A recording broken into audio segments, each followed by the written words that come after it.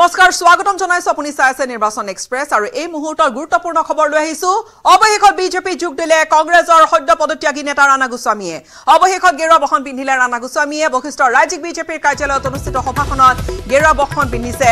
কংগ্ৰেছৰ প্ৰাক্তন জ্যেষ্ঠ নেতাজনে কংগ্ৰেছৰ কাৰ্যকৰী সভাপতিজনে মুখ্যমন্ত্ৰীৰ উপস্থিতিত বিজেপি যোগদান কৰিলে ৰাণা গোস্বামীৰ যোগদান পৰ্বত উপস্থিত থাকে বিজেপিৰ ৰাজ্যিক সভাপতি আৰু ভৱেশ কলিতাৰ লগতে উপস্থিত থাকে মন্ত্ৰী পীযুষ হাজৰিকা লগতে বিজেপিৰ আন বহু কেইগৰাকী নেতা বিজেপিত যোগ দিলে অন্যান্য বহু কেইগৰাকী নেতাই বিজেপিত যোগদান কৰি ঐক্যবদ্ধভাৱে কাম কৰি যোৱাৰ প্ৰতিশ্ৰুতি দিলে ৰাণা গোস্বামীয়ে ভাৰতীয় জনতা পাৰ্টি এনেকুৱা এটা ৰাজনৈতিক দল যিটো ৰাজনৈতিক দলে সাহস কৰে যে ৰাষ্ট্ৰ প্ৰথম আজি যদি আমি কংগ্ৰেছৰ মঞ্চত যাওঁ আৰু যদি সোনিয়া গান্ধীৰ উপস্থিতিত আমি কওঁ যে গান্ধী পৰিয়াল দ্বিতীয় আৰু ৰাষ্ট্ৰ প্ৰথম কথাটো কিমান খাপ চাব বা কিমান হি তাক কিমান পজিটিভলি তাক লোৱা হ'ব মই নাজানো কিন্তু প্ৰধানমন্ত্ৰী নৰেন্দ্ৰ মোদী ডাঙৰীয়াই কয় যে ৰাষ্ট্ৰ প্ৰথম সংগঠন দল দ্বিতীয় আৰু পৰিবাৰ তৃতীয় এই তিনিওটা কথাতে ভাৰতীয় জনতা পাৰ্টিৰ আদৰ্শগত স্তম্ভ প্ৰকাশ পায় অৰ্থাৎ ভাৰতীয় জনতা পাৰ্টিৰ বাবে ৰাষ্ট্ৰ প্ৰথম আৰু ৰাষ্ট্ৰ সৰ্বোপৰি ৰাষ্ট্ৰীয় স্বয়ংসেৱক সংঘৰ যেতিয়া আমি সংঘ প্ৰাৰ্থনা শুনিবলৈ পাওঁ বা আমি শুনো তেতিয়াহ'লে এটা সংকল্প তাত প্ৰকাশ পায় যে ভাৰতক পৰম বৈভৱৰ স্থিতিলৈ লৈ যোৱা পৰম বৈভৱৰ অৰ্থ আমি সকলোৱে জানো আৰু ভাৰতবৰ্ষক আধ্যাত্মিক সাংস্কৃতিক ৰাজনৈতিক অৰ্থনৈতিক সকলো দিশৰ পৰা পৰম বৈভৱৰ স্থিতিলৈ লৈ যোৱা ভাৰতীয় জনতা পাৰ্টিৰো এক স্বীকৃত লক্ষ্য আমাৰ আদৰ্শগত স্তম্ভ যেটা আমার কেন্দ্র সরকার রাজ্য সরকার আমার লোকাল বডি আমার পঞ্চায়েত আমার আমি যে ট্রিপল ইঞ্জিনের কথা কইছো এইখিনি আমার সরকার যেটা এচিভমেন্ট বা জনকল্যাণমুখী রাষ্ট্রখন জনকল্যাণমুখী যিখিনি আঁচনি সরকার তৰফৰ পৰা লোৱা হৈছে আমাৰ কাৰ্যকৰ্তাৰ এইখিনি প্ৰসাৰ প্ৰচাৰ কৰা মেইন দায়িত্ব সেইখিনি কথা আমি এই প্ৰশিক্ষণ যোগে আমাৰ কাৰ্যকৰ্তাসকলক সময়ে সময়ে আমি ৰিফ্ৰেছাৰ কোৰ্স বুলি কওক বা আমাৰ প্ৰশিক্ষণ বুলি কওক এদিনীয়া অভ্যাসবৰ্গ বুলি কওক আমি এইখিনি কৰি আহোঁ আৰু সেইকাৰণে আজি আপোনালোকক আমন্ত্ৰণ কৰা হৈছিলে মই সকলোকে ধন্যবাদ জনাইছোঁ আজিও আমাৰ উঠি অহা প্ৰজন্মৰ কেইবাজনো যুৱ বন্ধুৱে আমাৰ দল যোগদান কৰিছে মই তেওঁলোকক উষ্ম আদৰণি জনাইছোঁ তেওঁলোকৰ যোগদানে যুৱ শক্তিক আৰু অধিক মজবুত কৰিব আমি কওঁ ষ্টুডেণ্ট পাৱাৰ নেশ্যন পাৱাৰ বুলি কয় ছাত্ৰ শক্তি ৰাষ্ট্ৰ শক্তি আৰু তেওঁলোকে ৰাষ্ট্ৰ ভক্তিৰ কাৰণে এই ছাত্ৰ শক্তিয়ে আজি ভাৰতীয় জনতা পাৰ্টিত যোগদান কৰিছে পুনৰ সকলোকে মই উষ্ম আদৰণি জনাইছোঁ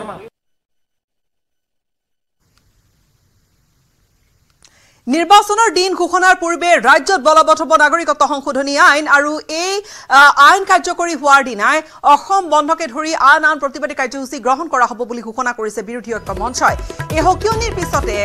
এক্স যোগে আৰক্ষী সঞ্চালক প্ৰধান জিপি সিঙে স্পষ্ট কৰিছে তেওঁ পোষ্ট কৰিছে যে অসম বন্ধ দিলে ক্ষতিপূৰণ ভৰিব লাগিব প্ৰতিবাদীয়ে আৰক্ষী প্ৰধানৰ এই মন্তব্যৰ পিছতে জাঙুৰ খাই উঠিছে অজাপৰ সভাপতি লুৰিণজ্যোতি গগৈ আৰু লুৰিণজ্যোতি গগৈয়ে ক'লে যে অসমৰ সংগ্ৰামী জনতাক ভয় খুৱাবলৈ চেষ্টা কৰিছে ডিজিপিক ঢাল হিচাপে ব্যৱহাৰ কৰিছে মুখ্যমন্ত্ৰী বুলিয়েও অভিযোগ উত্থাপন কৰিলে চৰকাৰে হাফ হলিডে দিয়া দিনটোৰ বাবদ 821.5 কোটি টকা জৰিমনা সংগ্ৰহ কৰিবলৈকেও বিজেপিক আহ্বান জনাইছে লুৰিণজ্যোতি গগৈয়ে পূৰ্বে ছাত্ৰ সন্থাৰ বহু বন্ধত সমৰ্থন দিয়া বিজেপিৰ পৰাও ডিজিপিয়ে জৰিমনা সংগ্ৰহ কৰিবলৈকেও আহ্বান জনাইছে যুৱ নেতাজনে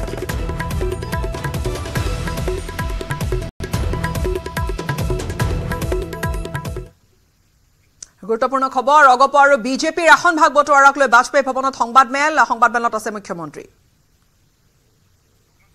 সংবাদমেলত মুখ্যমন্ত্ৰী ডক্টৰ হিমন্ত বিশ্ব শৰ্মা অগপৰ সভাপতি অতুল বৰা আছে অৰ্থাৎ এই ভাগ বটোৱাৰা গোটেই প্ৰসংগটো ইয়াত আলোচনা হ'ব মন্ত্ৰী পীযুষ হাজৰিকাক মঞ্চত একেলগে দেখা গৈছে ৰাজ্যিক বিজেপিৰ সভাপতি পোনপটীয়া সম্প্ৰচাৰীয়া আপোনালোক সকলোৱে জানে যে লোকসভা নিৰ্বাচন সমাগত আৰু ইতিমধ্যে আমি অসমত বহুবাৰ এই কথা উল্লেখ কৰিছিলো যে বিজেপি আৰু ইয়াৰ মিত্ৰ দল আমি সকলোৱে একেলগে নিৰ্বাচনত প্ৰতিদ্বন্দ্বিতা কৰিম অসম গণ পৰিষদ দল আৰু ইউপিপিএল বিজেপিৰ চৰকাৰৰ মিত্ৰ দল আৰু দুইটা দলৰ লগত ভাৰতীয় জনতা পাৰ্টিয়ে বিধানসভা নিৰ্বাচনো যোৱা দুটাবাৰ এজিপিৰ লগত একেলগে আৰু ইউপিপিএলৰ লগত আমি যোৱাবাৰো একেলগে বিধানসভা নিৰ্বাচন প্ৰতিদ্বন্দ্বিতা কৰিছিলোঁ পৰৱৰ্তী সময়ত ৰাজ্যৰ মন্ত্ৰী সভাটো অসম গণ পৰিষদ দল আৰু ইউপিপিএল দলে অংশগ্ৰহণ কৰি ৰাজ্যৰ বিকাশত মহত্বপূৰ্ণ বৰঙণি আগবঢ়াই আহিছে ইউপিপিএল দলে ভাৰতীয় জনতা পাৰ্টিক কোকৰাঝাৰ আসনখন এৰি দিবলৈ অনুৰোধ কৰিছিল যোৱাকালি ভাৰতীয় জনতা পাৰ্টিৰ ৰাষ্ট্ৰীয় সভাপতি জেপি নাড্ডা ডাঙৰীয়া গৃহমন্ত্ৰী অমিত শাহ ডাঙৰীয়া আৰু ৰাষ্ট্ৰীয় সাংগঠনিক সম্পাদক বিএল সন্তোষ ডাঙৰীয়াৰ সৈতে আমাৰ ৰাজ্যৰ সভাপতি ভৱেশ কলিতা ডাঙৰীয়া আৰু মই বৈঠক এখনত অংশগ্ৰহণ কৰিছিল আৰু ভাৰতীয় জনতা পাৰ্টিয়ে এইবাৰ ইউপিপিএল দলক কোকৰাঝাৰ আসনখন এৰি দিয়াৰ বাবে সিদ্ধান্ত গ্ৰহণ কৰিছে গণ পৰিষদ দল এনেকুৱা এটা দল যে যাৰ সংগঠন সমগ্ৰ ৰাজ্যখনতে বিয়পি আছে তাৰ বাবে সেই দলটোৰ কাৰ্যকৰ্তা বা কৰ্মীসকলৰ ৰাজনৈতিক যেটো তেওঁলোকৰ কৰ্মক্ষেত্ৰ ইউপিপিএলৰ পৰিৱৰ্তে সমগ্ৰ ৰাজ্যতে বিদ্যমান তাৰ পৰিপ্ৰেক্ষিতত অসম গণ পৰিষদ দলে এইবাৰ কাজিৰঙা বৰপেটা ধুবুৰী অথবা কৰিমগঞ্জৰ এটা সিট তেওঁলোকে ভাৰতীয় জনতা পাৰ্টিক এৰি দিবলৈ আগ্ৰহ প্ৰকাশ কৰিছিল আমাৰ দলৰ শীৰ্ষ নেতৃত্বৰ সৈতে অসম গণ পৰিষদ দলৰ সভাপতি অতুল বৰা ডাঙৰীয়াৰ বিভিন্ন পৰ্যায়ত বাৰ্তালাপ হৈ আছিল আৰু যোৱাকালি বৈঠকৰ পিছত মোক ৰাষ্ট্ৰীয় নেতৃত্বই অনুৰোধ কৰিছিল যে অসম গণ পৰিষদ দলক আমি অনুৰোধ জনাব লাগে যাতে তেওঁলোকে এইবাৰ নিৰ্বাচন দুখন আসনত সীমাবদ্ধ ৰাখে স্বাভাৱিকতে অতুল বৰা ডাঙৰীয়াও গণ পৰিষদ দলৰ কৰ্মীসকলৰ পৰা যথেষ্ট হেঁচাত আছিলে আলোচনা হওঁতে আমাৰ কিছু সময় লাগিলে কাৰণ সকলো দলৰে কৰ্মীৰ আশা আকাংক্ষাৰ ওপৰতে দলৰ নেতৃত্বই সিদ্ধান্ত ল'ব লাগে যি নহওক অমিত শাহ ডাঙৰীয়াৰ একান্ত আগ্ৰহত আৰু জেপি নাড্ডা ডাঙৰীয়াৰ একান্ত আগ্ৰহত আৰু তেওঁলোকৰ সিদ্ধান্তৰ প্ৰতি সন্মান জনাই গণ পৰিষদ দলে বৰপেটা আৰু ধুবুৰী আসনখনত প্ৰতিদ্বন্দ্বিতা কৰাৰ বাবে আমি আগবঢ়োৱা প্ৰস্তাৱ স্বীকাৰ কৰিছে ফলস্বৰূপে এখন আসন ইউপিপিএলত গ'ল দুখন আসন গণ পৰিষদ দলত গ'ল তিনিখন আসন 11খন আসনক লৈ আজি নিশা আমাৰ সংসদীয় বোৰ্ডৰ বৈঠক অনুষ্ঠিত হ'ব ভৱেশ কলিতা ডাঙৰীয়া আৰু মই এতিয়া নতুন দিল্লীলৈ যাম আৰু সংসদীয় বোৰ্ডে হয়তো আজিও সিদ্ধান্ত ল'ব পাৰে বা আংশিক সিদ্ধান্ত ল'ব পাৰে বা পূৰ্ণ সিদ্ধান্ত ল'ব পাৰে 11খন আসনৰ ক্ষেত্ৰত সেইটো সন্ধিয়ালৈ আমি বা নিশালৈ আমি বুজি উঠিব পাৰিম বৰ্তমান আজিৰ দিনটোত আপোনালোকক জনাবলগীয়া তথ্য এইটোৱে যে আমি খুব সুন্দৰভাৱে আসনখিনি নিজৰ ভিতৰত ভাগ বতৰা কৰি লৈছো মই অতুল বৰা ডাঙৰীয়াৰ ওচৰত অত্যন্ত কৃতজ্ঞ যে তেখেতে আমাৰ দলৰ শীৰ্ষ নেতৃত্ব আৰু মোৰ আৰু ভৱেশ কলিতা ডাঙৰীয়াৰ একান্ত আগ্ৰহত তিনিখন আসনৰ পৰিৱৰ্তে দুখন আসনতে সন্মতি প্ৰকাশ কৰিছে আৰু ময়ো প্ৰতিশ্ৰুতি দিছো যে গণ পৰিষদ দলৰ লগত আমাৰ মিত্ৰতা অব্যাহত থাকিব। বৰপেটা আসনখনত আৰু ধুবুৰী আসনখনত গণ পৰিষদ দলৰ প্ৰাৰ্থী যাতে বিজয়ী হয় তাৰ বাবে ভাৰতীয় জনতা পাৰ্টিৰ কাৰ্যকৰ্তাসকলে দিনে নিশাই কাম কৰিব আৰু স্বাভাৱিকভাৱে গণ পৰিষদ দলেও আমাৰ প্ৰাৰ্থীসকলৰ বিজয়ৰ বাবে কাম কৰিব। ক'বলগীয়া মূলত এইখিনি আছিল। যদি আপোনালোকৰ কিবা প্ৰশ্ন আছে মই উত্তৰ এটা দুটা দিব পাৰো। খালি ফ্লাইট আছে কাৰণে অকণমান আপোনালোকে কিবা সুধিব লাগিলে। হয়, কাৰণ ধুবুৰী লোকসভা সমষ্টিৰ যিটো জনগাঁথনি সেই জনগাঁথনিৰ ভিত্তিত আমি ভাবো যে যদি গণ পৰিষদ দলৰ এগৰাকী প্ৰাৰ্থী হয় তেওঁৰ বিজয়ৰ সম্ভাৱনা বেছি। গতিকে বিভিন্ন দিশ পৰিচালনা বিবেচনা কৰি আমি গণ পৰিষদ দলৰ প্ৰাৰ্থী এগৰাকী আগবঢ়াই দিছো যাতে ধুবুৰীত প্ৰথমবাৰৰ বাবে লোকসভাৰ আসনখন বিজয়ী হ'বৰ বাবে আমি প্ৰচেষ্টা ল'ব পাৰো। আৰু যিহেতু কংগ্ৰেছ দল, UDF দল, হয়তো আন ৰাজনৈতিক দলসমূহেও ধুবুৰীত প্ৰতিদ্বন্দ্বিতা কৰিব, আমি ভাবো যে আমাৰ মিত্ৰ গোষ্ঠী জয়লাভ হোৱাৰ এক প্ৰবল সম্ভাৱনা ধুবুৰীত এবাৰ আছে।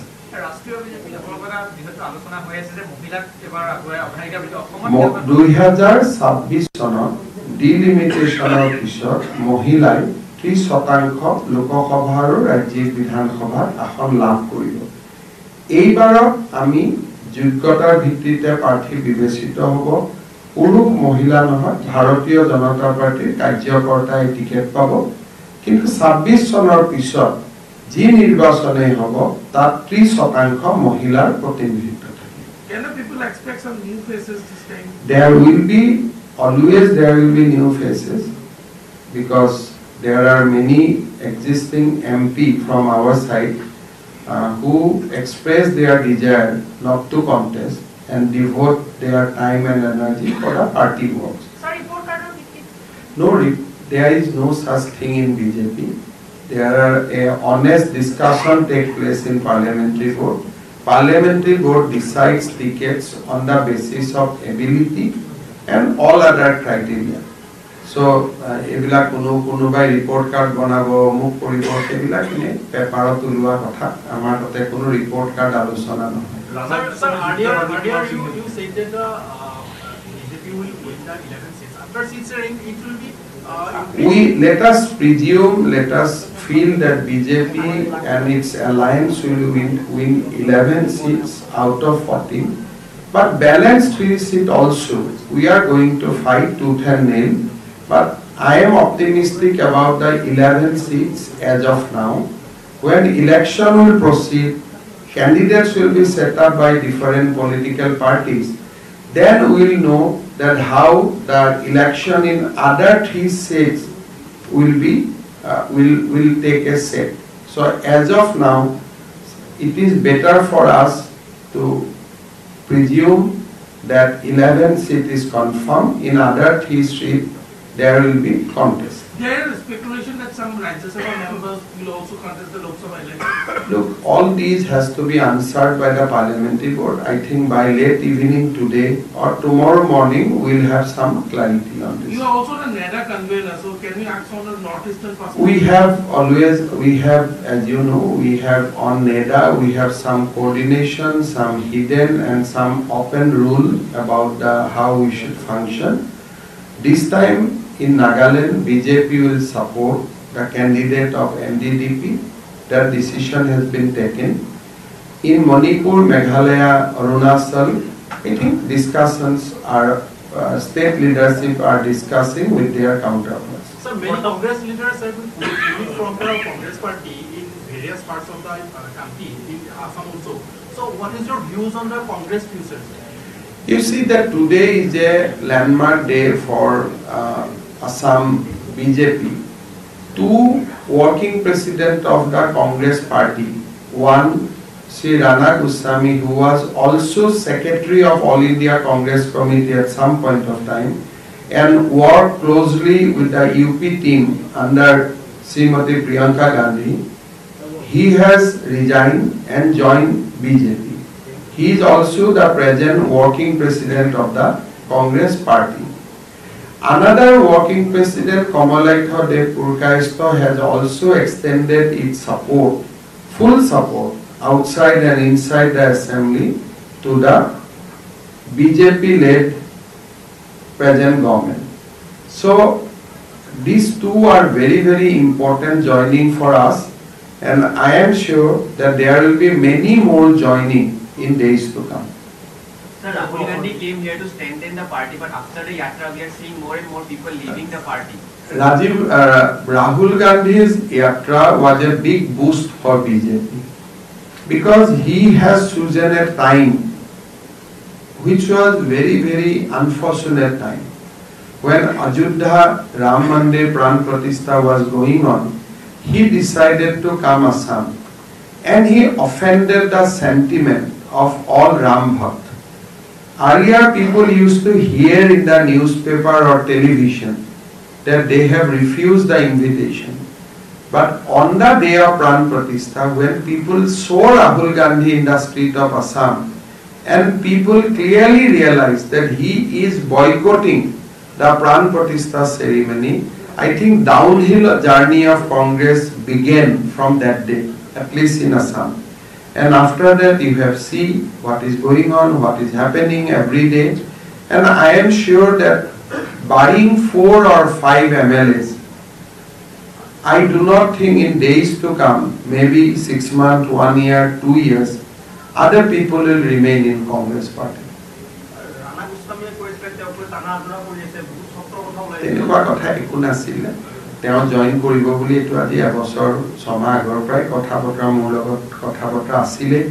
আৰু আজিও আপোনালোকৰ আগত যিবিলাকে ইন্টাৰভিউ দি থাকে তেওঁলোকৰ লগতো মোৰ কথা বতৰা চলি থাকে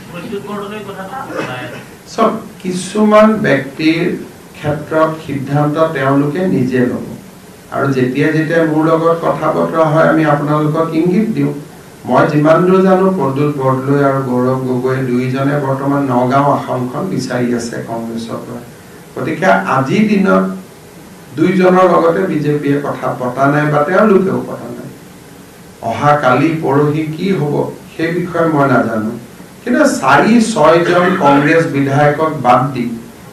বাকিবিলাক কংগ্ৰেছ দলত নাথাকে লভ নেচাৰ লভ মোশন যিয়ে নকক কিয় এটা সময়ত পৰিবেশ পৰিস্থিতি এনেকুৱা হৈ যায় যে তেওঁলোকে কংগ্ৰেছ এৰি দিব বাধ্য হয় কেতিয়াবা ৰাহুল গান্ধীৰ কাৰণে বাধ্য হয় কেতিয়াবা নিজৰ কাৰণে বাধ্য হয় কেতিয়াবা সমষ্টিৰ কাৰণে বাধ্য হয় কেতিয়াবা ষ্টেটখনৰ কাৰণে বাধ্য হয় গতিকে মই ভাবো যে প্ৰাকৃতিক নিয়ম অনুসৰি কাৰো লগত মই কথাও পতা নাই বা লভ নেচাৰ প্ৰাকৃতিক নিয়ম এই প্ৰাকৃতিক নিয়ম অনুসৰি 4-5-6 জন বিধায়কক বাদ দি বাকি সকলোৱে এটা সময়ত বিজেপি দলত যোগদান কৰিব এটা সময়টো কেতিয়া হ'ব কেনেকে হ'ব সেই মহেন্দ্ৰ খন্টো কাৰ কাৰণে কি হ'ব সেই আজিয়ে ক'ব লাগে Congress will become the history. Look, after 400 plus win this time, Congress is bound to be history. Congress will segregate it into various state regional parties. The national status or national aura of Congress will diminish after this election because now BJP is heading, NDA is heading for 400 plus victory, and after that how Congress will hide their failure? There is no option. The workers will completely demoralize. So Karnataka will be Karnataka Congress, Andhra will be Andhra Congress, Assam will be Assam Congress. I see the future of the Congress party that way. Congress will be segregated. There will be no national leadership, and Congress will be fragmented into a state regional organization. However, the name of the Congress might remain like TMC, Trinamool Congress, NCP, that National Congress Party, like there will be Assam Congress Party, Kerala Congress Party, Tamil Nadu Congress Party. I see the future of the Congress in that way. Sir, do you think senior Congress leaders such as Gaurav Gogoi are finding a comfort zone in minority dominated areas? I don't feel that because his father has also contested from that seat and he has right to contest from that seat. That is his family seat. I don't want to bring politics into minority seat, majority seat. I don't want to do that because if you see that Nagaon seat has been fragmented like anything. Earlier Nagaon seat has lost Jamunamukh, Hojai, Berhampur, Lamdi. And they gained Samuguri, Rupohi, Dhing, Bhattacharya. So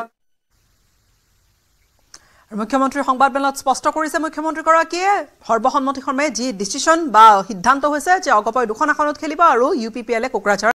নিৰ্বাচন খেলিব আন কিছু খবৰলৈ আগবাঢ়িম কা আইন বলবৎ হোৱাৰ পূৰ্বে আন্দোলনকাৰী দলসমূহক সকিয়নি দিছে আৰক্ষী সঞ্চালক প্ৰধান জিপি সিঙে 2022 চনত জাৰি কৰা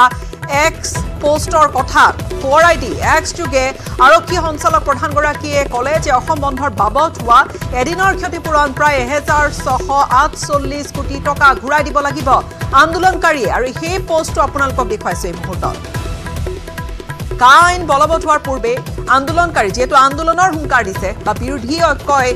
এক প্ৰকাৰ আন্দোলনমুখৰ এটা পৰিৱেশৰ সৃষ্টি কৰিছে কাৰ বিৰোধিতাৰে তেওঁলোকে স্পষ্টকৈ কালিৰ দিনটোত এই সন্দৰ্ভত বৈঠকত মিলিত হৈছে বা বৈঠকত কিছু কথা মুকলিকৈ কৈছেও কা আইন বলবৎ হোৱাৰ পূৰ্বে আন্দোলনকাৰী দলসমূহক বিশেষকৈ সকিয়নি দিছে এক প্ৰকাৰ স্পষ্ট সকিয়নি আৰক্ষী সঞ্চালক প্ৰধান জিপি সিঙৰ 2022 চনত জাৰি কৰা এক্স পোষ্টৰ কথা সোঁৱৰাই দি অৰ্থাৎ 2022 এতিয়া 2024 পোষ্টৰ কথা আমি পাতি আছো 2022 চনত জাৰি কৰা এক্সত পোষ্টৰ তেতিয়া টুইটাৰৰ এটা টুইটৰ কথা সোঁৱৰাই দি বৰ্তমান এক্স যোগে আৰক্ষী সঞ্চালক প্ৰধানগৰাকীয়ে ক'লে যে অসম বন্ধৰ বাবদ এটা দিনত হোৱা এদিনৰ ক্ষতিপূৰণ প্ৰায় 1648 কোটি টকা ঘূৰাই দিব লাগিব আন্দোলনকাৰীয়ে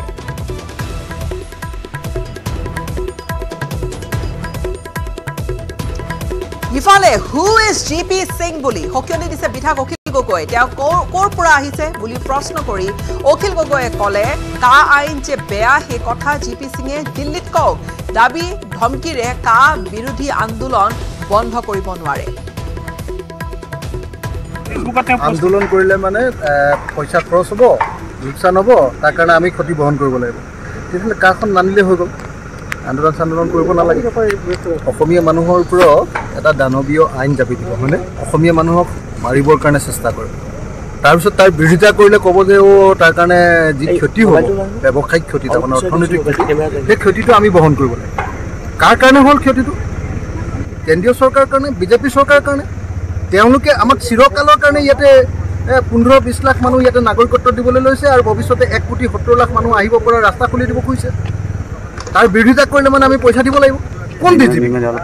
ক'ৰ পৰা আহিছে তেওঁ কেন্দ্ৰীয় চৰকাৰক কওক যে এখন বেয়া আইন এইখনে অসমীয়া জাতিক ক্ষতি কৰিব গতিকে এই আইনখন বন্ধ কৰিব লাগে এইটো তেওঁ নিজে কওক ব্যৱস্থা আৰু বেলেগ কথা ক'বলৈ পোৱা নাই অসমীয়া জাতিক ব্লেকমেইল কৰিবলৈ আহিছে ক'ৰ পৰা আহিছে ডিজিপি কা বলবৎ হোৱাৰ পিছত আন্দোলনৰ হুংকাৰ দিছে ইতিমধ্যে কেইবাটাও জাতীয়তাবাদী দল সংগঠনে আৰু এই আন্দোলন যিকোনো প্ৰকাৰে ৰোধ কৰিবলৈ কঁকালত টঙালি বান্ধিছে আৰক্ষীয়ে ৰাজ্যত যাতে কোনো ধৰণৰ আন্দোলন হ'ব নোৱাৰে তাৰ বাবে সষ্টম হৈ পৰিছে আৰক্ষী এই লক্ষ্যৰে গুৱাহাটী মহানগৰীত মুতায়ন কৰা হৈছে কামাণ্ডৰ 3টাকৈ কোম্পানী কামাণ্ডো জোৱানে প্ৰতিখন থানাত চলাইছে আন্দোলন ৰোধৰ ৰণকৌশল উল্লেখযোগ্য যে ইতিপূৰ্বে কা বলবৎৰ পিছত সকলো আৰক্ষী বিষয়া কনিষ্টবলৰ ছুটি বাতিলৰ নিৰ্দেশনা দিছিল আৰক্ষী সঞ্চালক প্ৰধানে আৰক্ষী সঞ্চালক প্ৰধানে এটা দিনৰ বন্ধৰ পৰিপ্ৰেক্ষিতত কিমান ক্ষতি হয় সেয়া তেওঁ সোশ্যাল মিডিয়া একাউণ্টৰ পৰা তেওঁৰ হেণ্ডেলৰ পৰা মন্তব্য কৰিছে আৰু ইফালে কা বলবৎ হোৱাৰ পিছত আন্দোলনৰ হুংকাৰ দিছে যিহেতু কেইবাটাও জাতীয়তাবাদী দল সংগঠনে তাৰে পৰিপ্ৰেক্ষিতত এই আন্দোলন যিকোনো প্ৰকাৰে ৰোধ কৰিবলৈ কঁকালত টঙালি বান্ধিছে আৰক্ষীয়ে ৰাজ্যত যাতে কোনো ধৰণৰ আন্দোলন হ'ব নোৱাৰে তাৰ বাবে সষ্টম হৈছে আৰক্ষী আৰু এই লক্ষ্যৰে গুৱাহাটী মহানগৰীতে মুতায়ন কৰা হৈছে কামাণ্ডৰ 3টাকৈ কোম্পানী সন্দৰ্ভত এক বিস্তৃত ৰিপৰ্ট আমাৰ সাংবাদিক দীপাংকৰ দাসৰ প্ৰথমে কেপ তাৰ পিছত কা আৰু এই মুহূৰ্তত এই ডাঙৰ খবৰটো যে যিকোনো মুহূৰ্তত কা বলবৎ হ'ব আৰু তাক লৈ মুহূৰ্তত গুৱাহাটী মহানগৰ আৰক্ষী এক প্ৰকাৰ সষ্টম হৈ পৰিছে গুৱাহাটী মহানগৰীৰ প্ৰতিখন থানা এলেকাত বৰ্তমান মোতায়ন কৰা হৈছে কামাণ্ডো বাহিনী আৰু এই মুহূৰ্তত মই চানমাৰীত উপস্থিত আছোঁ আৰু চানমাৰীত এইসকল কামাণ্ডো জোৱানক দেখুৱাইছোঁ যিসকল জোৱান বৰ্তমান ইয়াত সষ্টম হৈ পৰিছে কাৰণ যিকোনো মুহূৰ্তত পুনৰ কৈছোঁ যিকোনো মুহূৰ্তত কা বলবৎ হ'ব আমি দেখিছিলোঁ 2019 বৰ্ষৰ সেই বিভীষিকাময় পৰিৱেশ যেতিয়া কেব কালৈ ৰূপান্তৰিত হৈছিল সেই সময়ত যি ধৰণে এক প্ৰকাৰ প্ৰতিবাদ মুখৰ হৈ পৰিছিল সমগ্ৰ অসম সাধাৰণ জনতা ওলাই আহিছিল প্ৰতিবাদত নামি পৰিছিল আৰু তেনে সময়তে যি ধৰণৰে বিভীষিকাময় পৰিৱেশ যাতে পুনৰবাৰ অসমত নহওক তাৰ প্ৰতি এবাৰ লক্ষ্য ৰাখিছে আৰু বিশেষকৈ আজি ৰাজ্যৰ ডিজিপি জিপি সিঙে ৰাতিপুৱাৰ ভাগত টুইট যোগে এটা বৃহৎ ঘোষণা কৰিছে যদি কোনো দল সংগঠন অথবা কোনোবা ব্যক্তি বিশেষে যদি বন্ধ ঘোষণা কৰে তেতিয়াহ'লে প্ৰায় 1643 কোটি টকাৰ জৰিমনা ভৰিব লাগিব বুলি এক প্ৰকাৰ সকিয়নি প্ৰদান কৰিছে গতিকে এক প্ৰকাৰ হস্তম হৈ পৰিছে সিদিনাখন আমি অসম বিধানসভাৰ যি বাজেট অধিৱেশন আছিলে অধিৱেশনৰ সময়তো মুখ্যমন্ত্ৰীকে ধৰি ৰাজ্যৰ মন্ত্ৰীসকলে ইতিমধ্যে স্পষ্টতাৰে জনাইছে যে যিকোনো মুহূৰ্তত কা বলবৎ হ'ব আৰু গতিকে সেই প্ৰসংগক লৈ এই মুহূৰ্তত গুৱাহাটী মহানগৰী আৰক্ষীও বৰ্তমান হস্তম হৈ পৰিছে আৰু চানমাৰীত মোতায়েন কৰা এইসকল বিশেষ প্ৰশিক্ষণপ্ৰাপ্ত বৰ্তমান কামাণ্ডসকলে বিশেষকৈ সিদিনা পাছিং আউট কৰি সৰু সজা ষ্টেডিয়ামত তেওঁলোকে দায়িত্বভাৰ গ্ৰহণ কৰিছিল আৰু প্ৰশিক্ষণৰ পিছত তেওঁলোকে এইদৰে গুৱাহাটীত প্ৰথমবাৰৰ বাবে তেওঁলোকে এই ধৰণৰ এটা বিশেষ কাৰ্যসূচীত তেওঁলোক নামি পৰা পৰিলক্ষিত হ'ব গতিকে পৰৱৰ্তী সময়ত স্পষ্ট হৈ পৰিব কাৰণ আন্দোলনৰ এক প্ৰকাৰ হুংকাৰ দিছে 16টা ৰাজনৈতিক দলে তেওঁলোকে কৈছে যে যেতিয়াই কা বলবৎ হ'ব তেতিয়াই অসম বন্ধৰ নিচিনা তেওঁলোকে ঘোষণা কৰিছে এক প্ৰকাৰ বিভীষিকাময় পৰিৱেশৰ কথা তেওঁলোকে পূৰ্বানুমান কৰিছে গতিকে সেই প্ৰতি লক্ষ্য ৰাখি যাতে এই বিভীষিকাময় পৰিৱেশ বা আন্দোলনমুখী যাতে অসম পুনৰ গতি নকৰে তাৰ প্ৰতি অসম চৰকাৰে যি ধৰণৰ ব্যৱস্থা তাৰ লগতে গৃহ বিভাগৰ এই তৎপৰতা বৰ্তমান দেখিবলৈ পোৱা গৈছে কেৱল চানমাৰী নহয় গুৱাহাটীৰ প্ৰতিখন থানাতে বৰ্তমান মোতায়েন কৰা হৈছে কামাণ্ডো তাৰ লগতে বিশেষভাৱে জোৱানসকলক আৰু তেওঁলোকে এই প্ৰতিবাদক যাতে মহিমূৰ কৰিব পাৰে তাৰ প্ৰতি লক্ষ্য ৰাখিছে আৰু তাৰে কিছু পৰিৱেশ মই পুনৰ দেখুৱাইছোঁ এইসকল কামাণ্ডো জোৱান তেওঁলোক বৰ্তমান এইদৰে অনুশীলনত নামিব তেওঁলোকক ইয়াৰ পৰাই গাইডেন্স দিয়া হ'ব যাতে কি ধৰণে এই সমগ্ৰ প্ৰতিবাদমুখৰ হৈ পৰিবলগীয়া পৰিৱেশসমূহ তেওঁলোকে কিদৰে মহিমূৰ কৰিব পাৰে তাৰ প্ৰতি তেওঁলোকে লক্ষ্য ৰাখিব গতিকে এই মুহূৰ্তত মই কিছু তাৰে পৰিৱেশ দেখুৱাইছোঁ আৰু পৰৱৰ্তী সময়ত ইয়াৰ আৰু বিতং খবৰ আমি দৰ্শকসকলক জনাই যাবলৈ চেষ্টা কৰিম আজি নিশা বিজেপিৰ কেন্দ্ৰীয় নিৰ্বাচন কমিটিয়ে সিলমোহৰ মাৰিব 1.5 শতাধিক সমষ্টিৰ প্ৰাৰ্থী তালিকাখনত কিছু সময়ৰ পিছতে বিজেপিৰ মুখ্য কাৰ্যালয়ত অনুষ্ঠিত হ'ব নিৰ্বাচন কমিটিৰ গুৰুত্বপূৰ্ণ বৈঠক প্ৰধানমন্ত্ৰী নৰেন্দ্ৰ মোদীৰ অধ্যক্ষতাত অনুষ্ঠিত হ'ব বৈঠকত অংশগ্ৰহণ কৰিব ৰাষ্ট্ৰীয় সভাপতি জেপি নাড্ডা লগতে থাকিব বৈঠকত কেন্দ্ৰীয় গৃহমন্ত্ৰী অমিত শাহ প্ৰতিৰক্ষা মন্ত্ৰী ৰাজনাথ সিঙকে ধৰি নিৰ্বাচন কমিটিৰ সকলো সদস্য উপস্থিত থাকিব নিৰ্বাচন কমিটিৰ অন্যতম সদস্য কেন্দ্ৰীয় মন্ত্ৰী সৰ্বানন্দ সোণোৱালো আৰু আজিৰ বৈঠকত বিজেপিৰ প্ৰথমখন প্ৰাৰ্থীৰ তালিকা চূড়ান্ত হ'ব আৰু কাইলৈ আনুষ্ঠানিকভাৱে ঘোষণা কৰিব নেতৃত্বই এই তালিকাত প্ৰধানমন্ত্ৰী মোদী লগতে জেপি নাড্ডা অমিত শাহকে ধৰি বিজেপিৰ ৰথী মহাৰথীসকলৰ নামো অন্তৰ্ভুক্ত হ'ব ইফালে আজি প্ৰাৰ্থী সন্দৰ্ভত আলোচনাৰ বাবে পুনৰ দিল্লীলৈ যাব মুখ্যমন্ত্ৰী ডক্টৰ হিমন্ত বিশ্ব শৰ্মা তেওঁ ইতিমধ্যে এখন সংবাদমেল সম্বোধন কৰি অসমৰ বেলিকা কি ধৰণে আসনৰ ভাগ বতৰা কৰা হৈছে মিত্ৰ দল দুইটাৰ সৈতে ইউপিপিএল অগপৰ সৈতে সেয়া তেওঁ জনালে আৰু লগতে দিল্লীলৈ যিহেতু কিছু সময় পিছতে উৰা মাৰিব মুখ্যমন্ত্ৰী ডক্টৰ হিমন্ত বিশ্ব শৰ্মা ৰাজ্যিক বিজেপিৰ সভাপতি ভৱেশ কলিতাও দিল্লী অভিমুখে যাত্ৰা কৰিব দিল্লীলৈ উৰা মাৰিব আৰু নিশা 10 বজাত নতুন দিল্লীত পুনৰ বৈঠকত বহিব যিহেতু মুখ্যমন্ত্ৰী গৰাকী আজিয়ে সম্ভৱতঃ সিলমোহৰ লাগি হয়তো প্ৰকাশ হ'ব পাৰে নহলে কাইলৈ পুৱা প্ৰাৰ্থী তালিকা প্ৰকাশ হ'ব পাৰে আৰু এইখন প্ৰাৰ্থী তালিকাতে থাকিব বিজেপিৰ বহু ৰথী মহাৰথীৰ নাম আজিৰ বৈঠকতে অসমৰ প্ৰাৰ্থী তালিকা চূড়ান্ত হোৱাৰ পূৰ্ণ সম্ভাৱনা আছে উল্লেখযোগ্য যে বুধবাৰে দিল্লীৰ মুখ্য কাৰ্যালয়ত অনুষ্ঠিত হৈছিল কোৰ কমিটিৰ বৈঠক য'ত চূড়ান্ত নহল অৱশ্যে প্ৰাৰ্থী তালিকা কোৰ কমিটিৰ বৈঠকত উপস্থিত হৈছিল বা অসমৰ সন্দৰ্ভত বহুখিনি তথ্য লোৱা হৈছিল কোৰ কমিটিৰ ফালৰ পৰা মুখ্যমন্ত্ৰীৰ পৰা বা অসমৰ দায়িত্বত থকা বিজেপি নেতাসকলৰ পৰা ৰাজ্যিক বিজেপিৰ সভাপতি গৰাকীৰ পৰা আৰু এই ধৰণে এতিয়া আজিৰ বৈঠকখনৰ বাবে বিজেপিৰ অপেক্ষা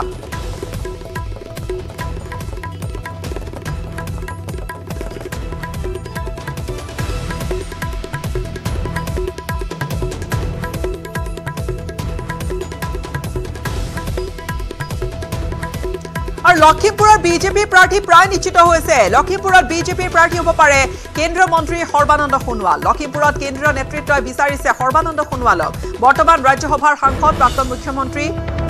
সৰ্বানন্দ সোণোৱাল তেওঁ হয়তো এইবাৰ লোকসভা নিৰ্বাচনী যুঁজত তেওঁ অৱতীৰ্ণ হ'ব পাৰে বৰ্তমান ৰাজ্যসভাৰ সাংসদ সৰ্বানন্দ সোণোৱালে তেওঁ টিকট পালে প্ৰদান বৰুৱাৰ হাতে বৰ্তমানৰ লখিমপুৰ সাংসদগৰাকীয়ে প্ৰদান বৰুৱাই কিন্তু হেৰুৱাব লখিমপুৰ লোকসভা সমষ্টি আজি বিজেপিৰ কেন্দ্ৰীয় নিৰ্বাচন কমিটিৰ বৈঠকত চূড়ান্ত হ'ব প্ৰাৰ্থী তালিকা অসমৰ 5টা সমষ্টিৰ প্ৰাৰ্থী চূড়ান্ত কৰিব বিজেপিৰ কেন্দ্ৰীয় নেতৃত্বই আজি নিশা অথবা কাইলৈ পুৱা অসমৰ 5টা সমষ্টিৰ লগতে আনুষ্ঠানিকভাৱে বিজেপিয়ে ঘোষণা কৰিব দেশৰ প্ৰায় 150টা লোকসভা সমষ্টিৰ প্ৰাৰ্থীৰ নাম আৰু লোকসভা নিৰ্বাচনত প্ৰদান বৰুৱাৰ হাতৰ পৰা যাব পাৰে লখিমপুৰ সমষ্টি যেহেতু লখিমপুৰত এই ধৰণে এটা খবৰ বিয়পিছে বা এই ধৰণে এটা খবৰ ওলাইছে যে লখিমপুৰৰ প্ৰাৰ্থী হ'ব পাৰে সৰ্বানন্দ সোণোৱাল। লখিমপুৰত সৰ্বানন্দ সোণোৱাল প্ৰাৰ্থী হ'লে প্ৰধান বৰুৱাই নিজৰ আসনখন হেৰুৱাব। লখিমপুৰ লোকসভা সমষ্টিত সৰ্বানন্দ সোণোৱালক গোটেইটো প্ৰাৰ্থিত্ব দিয়া প্ৰাৰ্থিত্ব প্ৰদানৰ চৰ্চা চলি থকাৰ মাজতে বিধায়ক ভুৱন পেগুৰ বাসগৃহ তেওঁৰ বিধায়ক আৱাসত উপস্থিত থাকিল লখিমপুৰৰ সাংসদগৰাকী প্ৰদান বৰুৱা। দলে যি সিদ্ধান্ত ল'ব তাকে মানি ল'ব বুলি মন্তব্য কৰিছে প্ৰদান বৰুৱাই। বিজেপিত ব্যক্তিৰ স্বাৰ্থ প্ৰথম নহয় দেশে প্ৰথম বুলি মন্তব্য কৰিছে। ইপিনে লোকসভা সমষ্টিৰ বিপৰীতে বিধানসভা সমষ্টিৰ পৰা নিৰ্বাচন খেলাৰ দলীয় নেতৃত্ব আগ্ৰহ প্ৰকাশ কৰিছে প্ৰদান বৰুৱাই। ইপিনে বিৰোধী ঐক্যই হোটেলত নহয় ৰাইজৰ মাজলৈ যাওক বুলিও কৰিলে কটাক্ষ। বিজেপিৰ এই প্ৰক্ৰিয়াটো অলপমান বেলেগ। কোনো কেণ্ডিডেটে তেনেকুৱা আবেদন নিবেদন কৰা বা কোনোবা ব্যক্তিয়ে ইচ্ছা প্ৰকাশ কৰা এইখিনি বৰ এটা মানে হেৰি ধৰণৰ বস্তু নহয়। যেনেকৈ কংগ্ৰেছত হ'লে এখন আবেদন কৰিব লাগে তাৰ ওপৰতে চৰ্চা হয়, ইয়াত তেনেকৈ নহয়। ইয়াত সকলো মানুহ মানে আমাৰ দলৰ কৰ্মীৰ ওপৰতে ছাৰ্ভে হয় আৰু তাৰ পৰাই তেওঁলোকে এজন কেণ্ডিডেট মানে ঠিক কৰে। তো এই সুবিধাটোৰ কাৰণে সকলোৰে কাৰণে বাটটো মুকলি হৈ আছে। নিশ্চয় আপোনালোকেও গম পাইছে যে বিজেপি তেনেধৰণে কোনো অসমত আবেদন নিবেদন লোৱা নাই। দলীয় পৰ্যায়ত আলোচনা হৈছে, জিলা পৰ্যায়ত আলোচনা হৈছে, আকৌ টিম গৈছে। তেনেধৰণে বিচাৰ বিবেচনা কৰিয়ে কেণ্ডিডেটখিনি ঠিক কৰিব। তো সেই প্ৰক্ৰিয়াটো অব্যাহত আছে। তো সম্পূৰ্ণ হ'লে আমি গম পাম কোনে কোনে ক'ত কি টিকেট পাব। দিলে আপুনি খেলিবৰ কাৰণে ফিল্ডত নামিব। দলে যি সিদ্ধান্ত ল'ব সেইটোৱে কৰিব লাগিব। জনসাধাৰণৰ মতামত নাথাকিলে আসন এৰিবলৈ সাজু আম আদমি পাৰ্টি এটা সমষ্টিত বিৰোধী মিত্ৰজোঁটৰ প্ৰাৰ্থীক দিয়াৰ পক্ষত আছে দলটো। জনসাধাৰণৰ মতামত লৈ এৰিছে আপে। জনসাধাৰণৰ মতামতৰ ওপৰতে নিৰ্ভৰ কৰিব তিনি সমষ্টি। আপ থাকিব নে নাই? বুধবাৰৰ বিৰোধী ঐক্যৰ বৈঠকৰ পিছতে সলনি হৈছে আপৰ ফৰ্মুলা। জনসাধাৰণৰ মতামত লৈ এটা সমষ্টি বিৰোধী প্ৰাৰ্থীক এৰি দিয়াৰ পোষকতা আম আদমি পাৰ্টীৰ অসমৰ সভাপতি ভৱেন চৌধুৰী।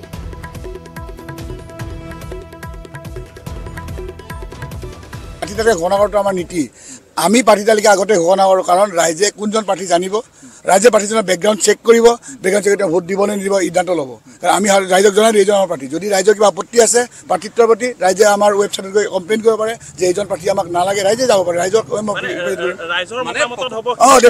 ৰাইজে মতামত দিব ৱেবছাইটত গৈ। ডেফিনেটলি আমাৰ আগতেও হৈছে। গতিকে ৰাইজৰ মতামত দিব যে ভাল প্ৰাৰ্থী বা বেয়া প্ৰাৰ্থী বা যি আছে লাগে নালাগে গুৱাহাটী ৰাইজে ক'ব, তাৰপিছত আমাৰ সিদ্ধান্ত হ'ব। ঘোষণা কৰা সেই তিনিগৰাকী প্ৰাৰ্থীৰ ভিতৰত এতিয়া হ্ৰাস হ'ব পাৰে। ৰাইজৰ মতামতৰ ভিত্তিত আপোনালোকৰ সংখ্যা হ্ৰাস হ'ব পাৰে, সলনি হ'ব পাৰে। সেইটো স্পষ্ট।